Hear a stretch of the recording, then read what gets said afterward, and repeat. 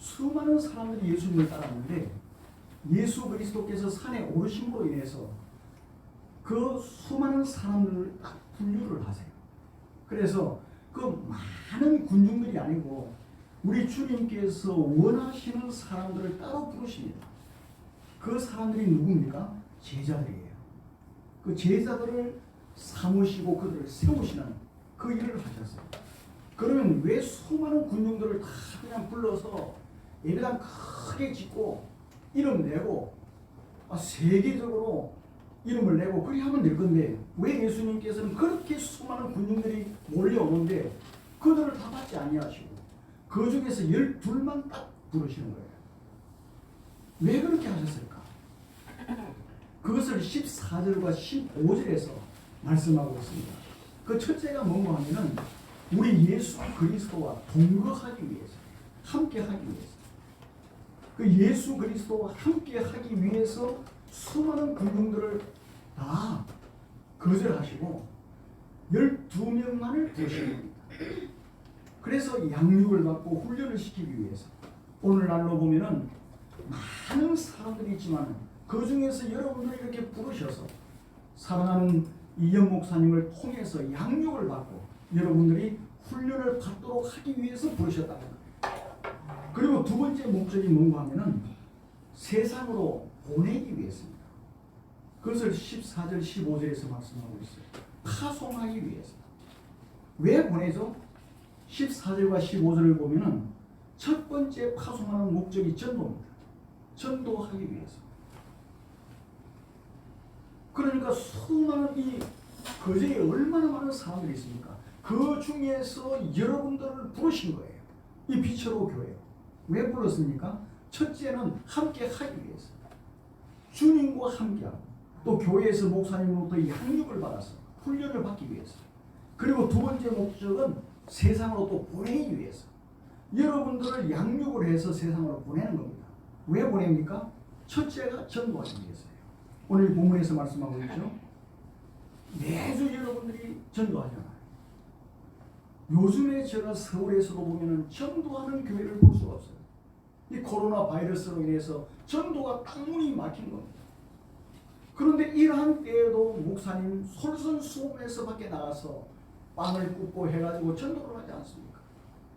주님께서 이것을 부르신 목적 중에 첫 번째입니다. 세상으로 보내신 목적.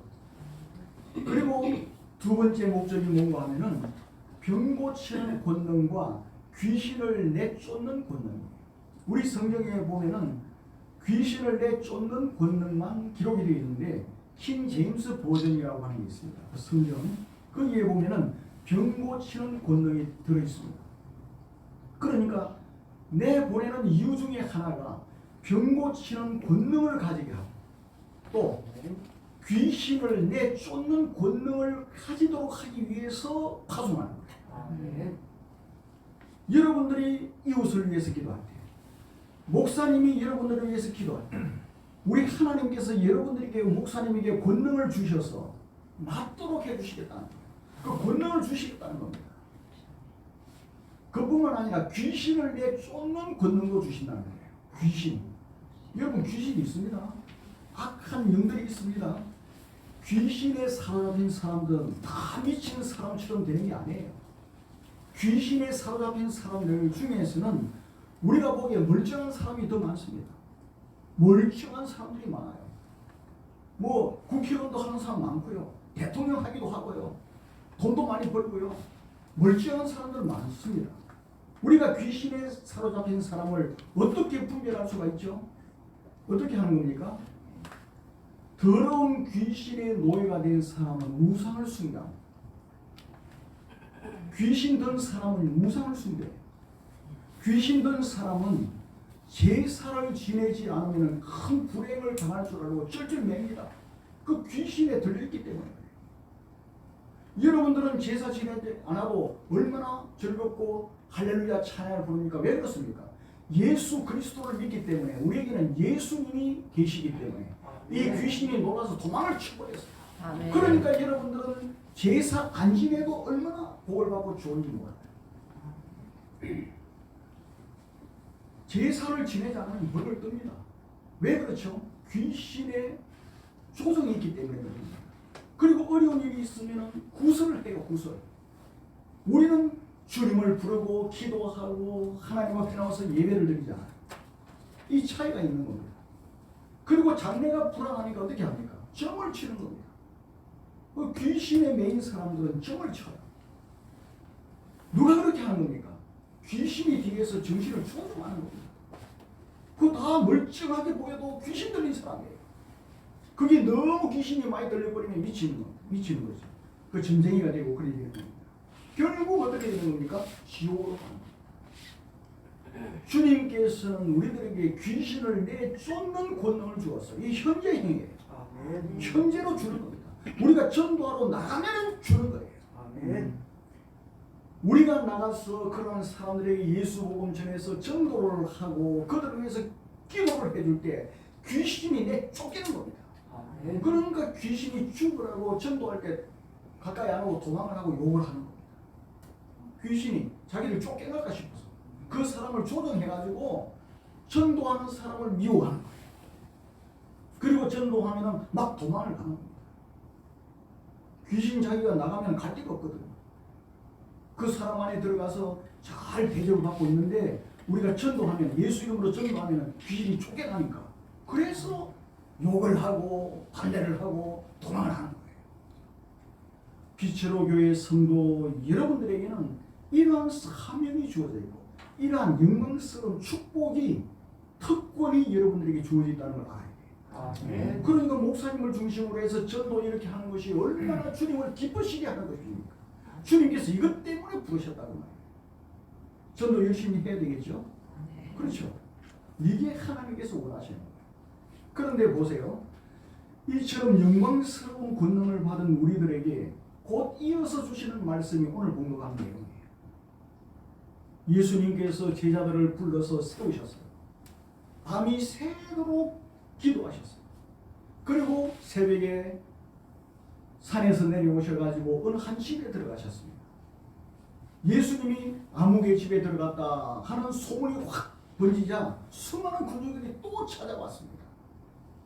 우리가 누가복음 6장 12절을 보면은 예수님께서 제자들을 세우시는 일로 인해서 밤이 새도록 기도하셨습니다.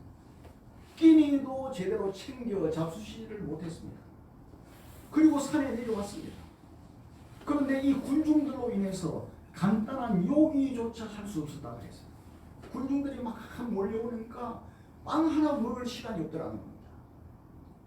바로 그때 누가 나타나죠? 누가 나타났습니까? 20절에서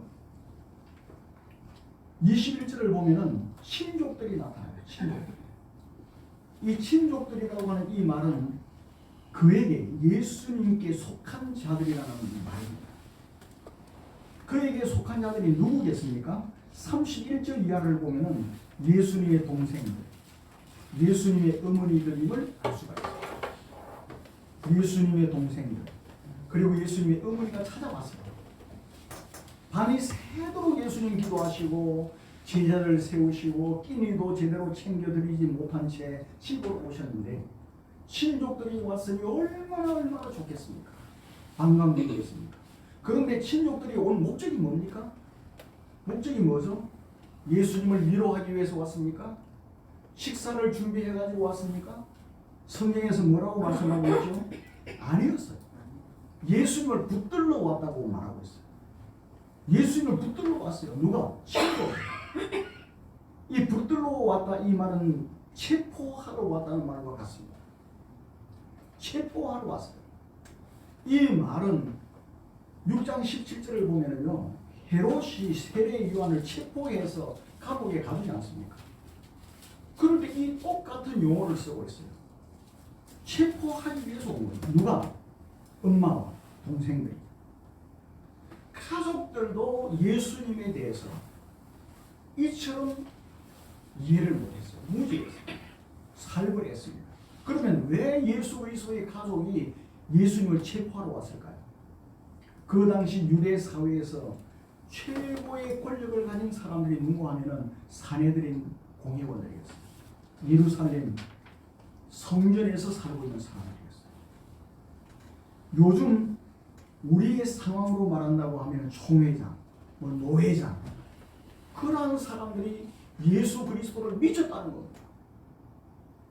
예수 그리스도가 미쳤다는 거예요. 그렇게 예수 그리스도를 모함을 하니까 가족들이 그러한 소문을 듣고 말을 듣고 얼마나 가슴이 아프겠어요. 얼마나 마음이 아프겠습니까? 그래서 이 가족들이 예수님을 보호하기 위해서 아마 온 것 같아요. 우리가 21절을 보면은 이는 그가 미쳤다 하밀려라 그렇게 말하고 있죠. 이 하밀려라 하는 말은 그 사람들이 바리새인들을 비롯해서 그 사람들이 예수님을 미쳤다고 그렇게 말하였기 때문이다 하는 말이거든요. 그런 말을 자꾸 들으니까 얼마나 속이 상하겠어요. 누가 그렇게 말을 퍼뜨렸다는 말입니까? 그 산헤드린 공회에 있는 최고로 높은 지위에 있는 종교적으로 그러한 사람들이 이런 말을 지내는 거예요. 그러니까 산헤드린 공회원들과 바리새인들과 서기관들이 예수님을 모함을 한단 말이죠. 오늘날로 비유한다고 하면은 노회장이나 총회장들이 노회를 소집하고 총회를 소집해가지고 예수는 귀신들로 미쳤으니까 조심하라 그렇게 결의를 하는 겁니다. 결의를 하면은 거기에 참석했던 모든 목사들이 다 자기 교회에 가가지고 광고를 해서 예수라고 하는 저 사람 주의해라 이렇게 광고를 한단 말이에요. 그러면은 교회에 참석했던 모든 교인들이 다 예수는 미친 사람이구나 그렇게 안다는 거예요. 분위기가 그래 되는 거예요. 그래서 가는 곳마다 수군거립니다. 예수 좀 미쳤다. 그렇게 수군거린단 말이죠. 마가복음 6장 1절 이하를 보면 예수님께서 고향에 가셨습니다. 그 고향 사람들이 예수님을 배척했어요. 이 높은 사람들이 총회장, 모회장, 큰 교회 목사들이 모여가지고 예수 미쳤다 그렇게 결의를 하니까 고향 사람들도 예수를 배척한다는 거예요. 그러니 그 가족들이 얼마나 힘들었겠습니까? 얼마나 마음이 아팠겠어요. 사랑하는 성도 여러분, 저는 이 본문을 묵상하면서 그 위에 제자들을 세우신 이 영광스러운 이 사건을 말씀하시고 곧 이어서 왜 이 말씀을 주셨을까? 이 한동안 묵상하는 가운데 이 사실을 알게 된 거예요. 이것은 우리들에게 너무도 중요한 진리를 우리에게 말씀하고 있는 겁니다. 우리가 예수 그리스도로부터 부름을 받아서 참된 그리스도인이 되고 주님의 제자가 되어서 주님과 동거하고 목사님으로부터 양육을 받아서 딴 것 하는 게 아니고 전도 열심히 하고 병든 자를 위해서 기도하고 전도함으로 인해서 귀신을 내쫓는 권능을 여러분들이 행할 때, 이 빛으로 교회가 행할 때 어떤 일이 일어나는지를 여기에서 말씀하고 있는 겁니다.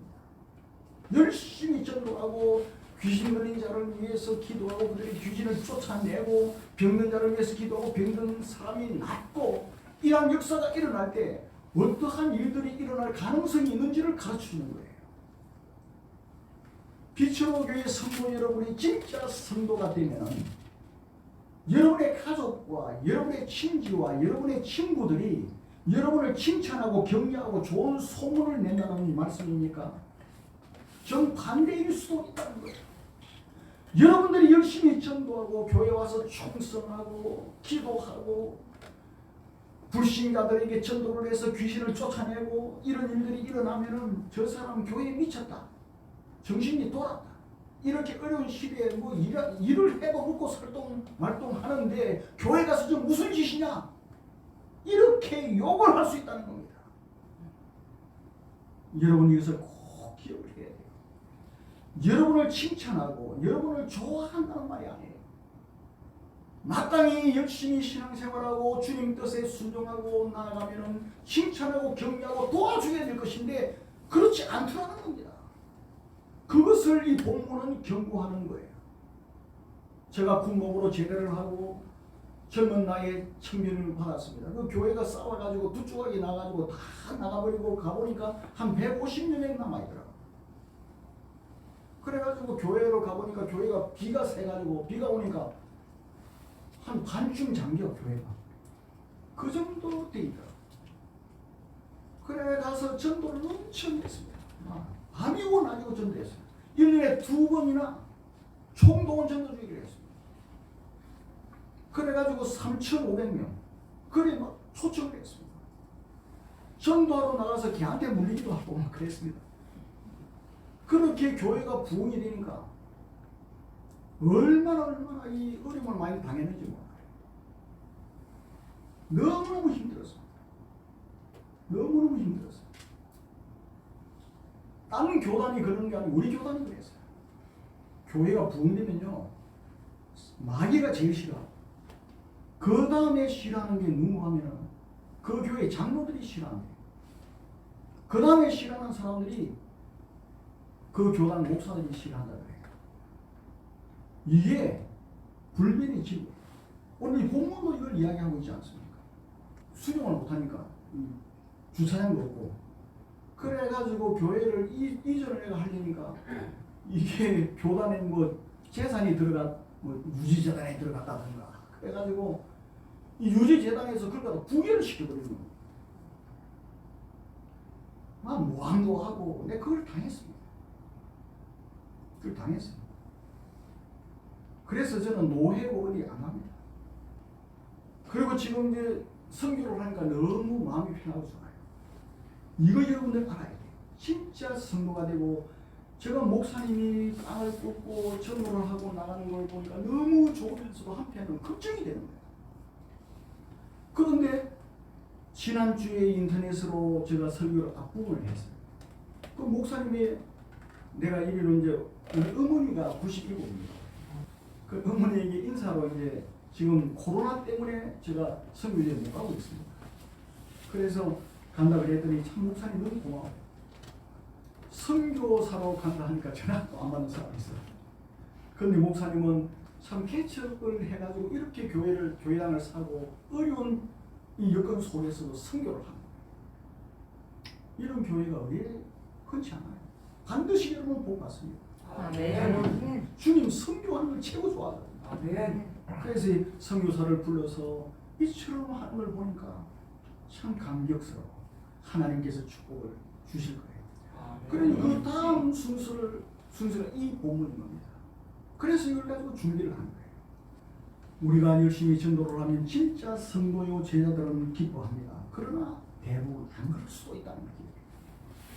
그러므로 비철로 교회 성도 여러분이 진짜 그리스도인들이라고 하면은 이러한 핍박을 당할 각오도 해야 돼요.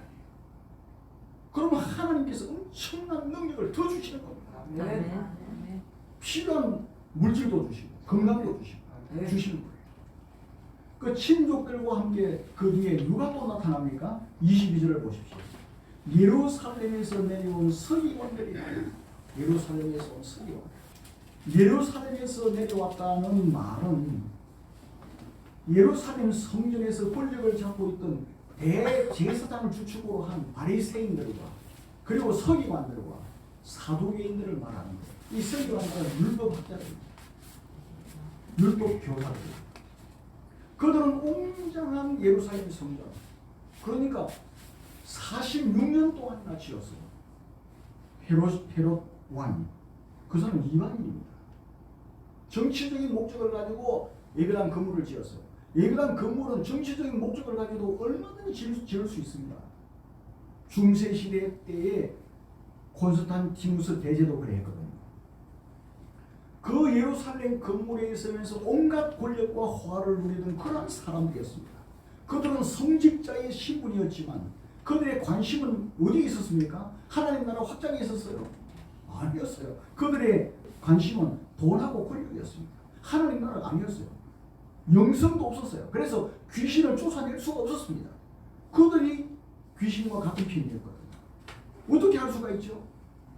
예수님께서 바리새인들과 서기관들을 향해서 마태복음 23장을 보면 뱀들아, 독사의 새끼들아, 너희가 어떻게 지옥의 판결을 피하겠느냐? 우리 예수님이 그렇게 딱 말씀하셨어요. 그들을 마귀라고 했습니다. 예루살렘 성전에 있었지만 마귀였어요. 설교도 했습니다. 유명한 성직자들이었지만 마귀라고 예수님은 딱 그렇게 못 발라놓았습니다. 그리고 누가복음 16장 14절을 보면 바리새인들은 돈을 좋아하는 자들이라고 분명히 말씀하고 있어요. 그러니까 그들의 관심은 거룩하게 보여도 귀신을 쫓아내고 하나님의 나라를 확장하는 데 있는 게 아니더라는 겁니다. 권력과 돈이더라는 겁니다. 오늘날도 그럴 수 있다는 말이에요. 우리가 이것을 주의해야 돼요. 전도서 1장 9절을 보면은 이미 있던 것이 후에 다시 있겠고 이미 한 일을 후에 다시 할지라 해 아래는 새 것이 없다. 그러니까 그때 있었던 일들이 지금도 재현될 수 있다는 말이에요. 그래서 우리는 그걸 주의해야 돼요. 예수님께서 공사에 가실 때 일어났던 일들이 지금도 얼마든지 일어날 수 있고 지금 일어나고 있어요. 서기관들이 와서 예수님을 향해서 뭐라고 모함을 했습니까? 뭐라고 했죠? 예수님을 향해서 귀신의 왕 바알세불을 지켰다. 예수님에게 그렇게 말하는 거예요. 예수님이 더러운 귀신 중에서도 왕초 마귀에게 완전히 사로잡혔다는 거예요. 우리나라 말로 하면 신내렸다는 말이에요. 그 신도 아주 악한 아주 왕초 귀신이 내렸다. 그렇게 예수님을 모함을 한 겁니다. 하나님을 잘 믿는다고 하는 사람들이 창조주 하나님이신 예수 그리스도 메시아를 지금 모독하고 있는 거예요. 가장 예수님을 잘 따라야 될 사람들이지 않습니까? 예수님께 엎드려서 경배하고 주님을 잘 도와야 될 사람들이잖아요. 그런데 예수님을 그렇게 모독하는 겁니다. 신성 모독을 하는 거예요. 하나님의 종들이라고 하면서 그렇게 하고 있다고 말이에요. 우리는 정신을 차리지 않으면 우리도 그렇게 될 수 있는 겁니다. 그래 정신을 차려야 돼요. 사랑하는 성도 여러분, 만일 여러분이 진짜 그리스도인이라고 하면 이런 박해가 있다는 것을 성경이 우리에게 가르쳐주는 거예요. 오늘 찬양하신 두 분 그 부부 찬양 참 은혜 많이 받았습니다. 얼마나 순수하고 얼마나 그 진심으로 드린 찬양입니까? 그리고 예배 준비하면서 그 젊은 부부 두 분이 저번에도 그렇게 충성하더니 얼마나 감사해요. 그 여러분들이 늘 목사님의 기도도 많이 받아야 되고 여러분이 기도를 많이 해야 되는 그 이유는 여러분들이 그렇게 충성하면 마귀가 이 복을 못 받게 만들려고 한단 말이에요. 그래서 주위에 있는 사람들을 충동해가지고 그 교회에 뭐 별로 사람도 없고 뭐 맨날 전도한다고 그래 요즘에 전도한다고 되나? 그렇게 여러분들에게 말할 수 있어요. 그럴 때 여러분들 성경이 그렇게 가르치고 있는 그대로 하는 거구나. 내가 잘하고 있구나. 그렇게 생각해야 됩니다. 그 말입니다. 이걸 가르치는 거예요. 박해가 있다는 것을 알아요. 그런데 그 박해가 더 중요한 것을 가르치는데 세상 불신자들로부터가 아니라 교회에 다닌다고 하는 사람들로부터 세찬 비난을 더 받을 수 있다는 것을 말하고 있는 거예요. 불신자들이 물론 가끔 가다가 반대를 해요. 저도 전도를 해보면 불신자들이 막 좀 반대하는 경우가 있습니다. 그렇지만 그 불신자들이 하는 것은 뭐 당연하다 그렇게 생각하면 오히려 용기를 줘. 그런데 같은 목사들이나 예수 믿는다는 사람들로부터 이상한 말을 들으면 참 상심이 될 수가 있는 거예요. 예수님도 그랬지 않습니까? 예수님도. 특히 더 문제는 헤롯 성전 얼마나 웅장해요. 웅장한 건물 앞에 가면 주눅이 들어요. 거기에 있는 큰 권세를 가진 사람들이 예수님을 비판을 하고 반대를 하니까 예수 그리스도의 신족들이나 많은 사람들이 얼마나 흔들렸겠어요. 요즘 같으면은 큰 교회 목사나 그런 교회 다니는 장로나 교인들이 권사들이 안 좋게 이야기를 하면은 얼마나 마음이 상하겠어요. 흔들리겠어요. 흔들리는 거예요. 그러기 때문에 철저하게 무장을 해야 된다는 말이에요. 철저하게 무장을 해야 돼요. 그래 빛으로 교회 담임 목사님은 사실 충성하지 않아요. 전도하고 제가 쭉 보니까 참 충성하시는 분이에요. 순수한 분이에요. 그래서 주님께서 명령하신 대로 전도하고 설교하고 우상숭배자들에게 가서 복음을 전해서 귀신을 쫓아내고 병든 자를 위해서 기도하고 치유하고 어떤 사람들은 병든 자를 위해서 기도하고 치유하는 것을 또 이상하게 생각하는 사람도 있어요. 그 사람도 이상한 거예요. 그리고 절에 들어가가지고 주지 스님을 주께로 인도하고 거기에 있는 온갖 우상 벌벌벌 떠서 못 뜯어내는데 그걸 목사님 가서 뜯어내고 철거를 하고, 이 시대에 이런 경우가 잘 없습니다. 모든 종교도 존중을 해줘야 된다. 그러고 앉아있잖아. 이렇게 할 때 칭찬이 아니라 비난을 받을 수 있다는 것을 기억해요. 이것이 뭐라는 겁니까? 참된 성도의 표징이라는 거예요. 만일 여러분들에게 박해가 없다고 하면 진짜 그리스도인이 아니라는 거예요. 고민을 해야 돼요. 여러분들이 내가 진짜인지 가짜인지 시금성이 뭡니까? 박해가 있느냐 없느냐. 왜 이렇게 말씀드릴 수가 있죠? 사내들인 공회가 예수님을 박해하고 예수님의 명예를 심각하게 훼손한 이유가 뭡니까? 예수 그리스도의 사역을 방해하기 위해서입니다.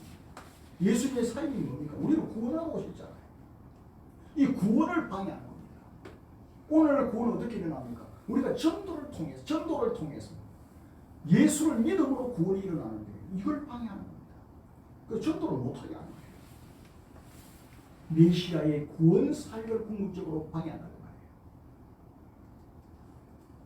우리는 이것을 꼭 기억을 하고 전도하고 병든 자를 위해서 기도하고 귀신을 쫓아내고 이런 주님께서 맡기신 일을 함으로 인하여 안 좋은 이야기를 들을 때 기뻐하고 즐거워해요. 우리 예수님께서 그렇게 말씀하셨거든요. 그렇기 때문에 만일에 이런 박해가 없다고 하면 둘 중에 하나입니다. 첫째는 형식적인 교회든지 아니면 마귀핀이든지 마귀와 같은 부류에 속하든지 그 둘 중에 하나일 때 뭡니까? 아니면 둘 다른지 그럴 때 박해가 옵니다. 진짜 선지자들 중에서 박해받지 않는 선지자가 있었냐? 그렇게 예수님께서 말씀하지 않습니까? 마태복음 5장 10절부터 12절을 쭉 말씀하시죠. 여러분 생각해 보세요. 예레미야, 이사야, 엘리야, 엘리사, 베드로를 비롯한 바울 사도들, 충성된 성도들, 종교 개혁자들, 칼빈이라든지 루터 모두 박해를 받았어요. 진짜 성도들과 주의 종들을 다 박해받았어요. 그래서 예수님께서는 마태복음 5장에서 너희 전에 있던 선지자들도 이같이 박해하니 무장해야 돼요. 무장해야 돼요. 그래서 기뻐하고 즐거워요. 여기서 이제 가장 중요한 거 말씀드립니다. 이러한 박해에 대한 주님의 처방이 뭐죠? 처방이 있습니다. 그 처방이 31절부터 35절에 나오는 말씀입니다. 그게 뭡니까? 새롭게 구성된 가족입니다. 여러분들은 새롭게 구성된 가족입니다. 이것은 영원한 가족입니다. 사람들이 예수님께 말씀을 드립니다. 보소서 당신의 어머니와 동생들과 누이들이 밖에서 찾습니다. 그렇게 예수님께 보고를 하잖아요. 이때 예수님께서 뭐라고 대답을 합니까? 누가 내 어머니이며 동생들이냐? 내 어머니와 내 동생들을 보라. 누구든지 하나님의 뜻대로 행하는 자가 내 동생이요, 형제요, 자매요, 어머니다. 그렇게 말씀합니다. 하나님의 뜻대로 행하는 신실한 그리스도인들이 참된 가족이라는 겁니다. 영원한 가족이에요. 여러분의 혈연의 가족은 휴직이 하시고 조금 마음이 좀 터지면 막 돌아서기도 하고 있어요. 그러나 우리는 영원한 가족이라. 하나님이 아버지로 맺어진 가족의 위로와 격려와 사랑이 그 어떤 박해도 이겨낼 수가 있습니다. 가족이 새롭게 구성된 영적인 가족이 어떠한 박해를 받아도 이겨낼 수 있는 대안이라. 그걸 말씀하고. 여러분 콜린 파월이라고 하는 분 아시죠? 많이 들어봤죠? 미국 최초의 아프리카계 미국인입니다. 그리고 미국 국무장관으로 임명된 사람이죠. 그 부시 대통령. 그때 걸프 전쟁이 일어났습니다. 걸프 전쟁 사령관으로 임명이 되어가지고 전쟁을 치렀습니다. 승리로 이끌었습니다. 이제 걸프 전쟁을 치르기 전날 밤이었습니다. 그때 콜린 파웰 이 사령관이 젊은 아프리카계 미국인 병사가 있어서 질문을 했다. 무슨 질문을 했습니까? 자네 두렵지 않는가? 그렇게 질문을 했대요. 그때 그 병사가 뭐라고 대답한 줄 아십니까? 그때 그 병사가 저는 두렵지 않습니다. 제가 두려워하지 않는 이유는 제가 가족과 함께 있다는 것 때문에, 가족과 함께 있기 때문에 지금 전쟁에 들어가는데 두렵지 않다는 거예요. 그러면서 그 병사는 자기 어깨를 흑인들, 미국은 그렇지 않습니까? 흑인들, 백인들, 황인들로 구성된 나머지 자기 부대원들을 이렇게 가리키면서 이들은 나의 가족입니다. 우리는 서로 돌봐줍니다. 그래서 저는 두렵지 않습니다. 그렇게 대답했어요. 사랑하는 빛으로 교회 쓴 거예요. 여러분도 그리스도 예수의 피로 영원히 새롭게 맺어진 가족이에요. 아멘. 그렇기 때문에 성경학자들은 교회가 크면은 이 가족이 될 수 없다는 거예요. 이거는 뭐 주식 예산하고 큰 군중들이 모여가 어떻게 가족이 됩니까? 그렇기 때문에 큰 교회는 가족 관계가 형성 안 된다는 거예요. 이 빛으로 교회처럼 이런 단위가 될 때에 정말 가족 관계가 되는 거예요. 가족 관계. 이 가족은 영원히 헤어지지 않는 가족이에요. 어떠한 핍박도 이겨낼 수 있는 힘이 되는 겁니다. 이게 얼마나 큰 축복이에요. 여러분들이 목사님을 중심으로 하나님의 뜻에 순종해서 전도하며 충성하며 나갈 때 이 가족을 통해서 예수 그리스도의 보혈은 피로 맺어진 이 새 가족을 통해서 힘을 얻게 되고 여러분들이 위로를 받게 되고 승리를 얻게 됩니다. 뭐 몇백 명, 1000명 모이는 교회 담임 목사 한번 만나볼 수 있습니까? 그런데 그 교회 목사님이 담임 목사를 세워가지고 그 목사님이 모양하도록 한 게 주님의 그 교회 설립 그 디자인이에요. 설계도예요. 그런데 목사님이 그 수많은 부목사 들어가지고 그거는 무슨 회사 경영하는 것 같아요. 그래 보고받고 그거는 관리하는 거예요. 목회가 아니에요. 관리자예요. 관리자.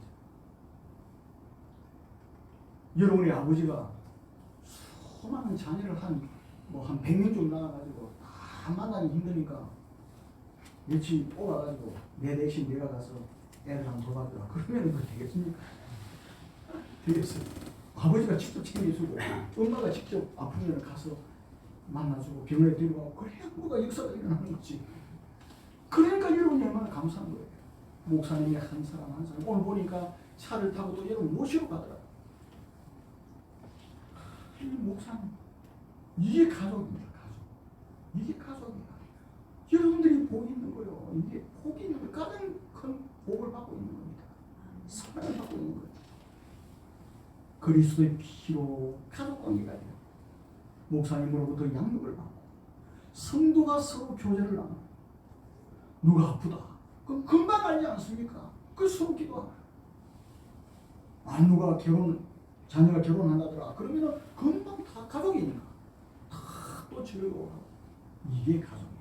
이게 핍박과 어떤 것도 이겨낼 수 있는 주님의 대안이고 축복이라는 것을 여러분이 믿으시기를 바랍니다. 네. 주님의 피로 새롭게 구성된 이 가족으로 인해서 미국 부대가 걸퍼전에서 승리했듯이 이 세상에서 날마다 승리하며 살아가는 하나님의 찬송으로 나아가는 빛으로 됩니다. 여러분들이 되게 해주실 줄을 믿습니다. 아멘.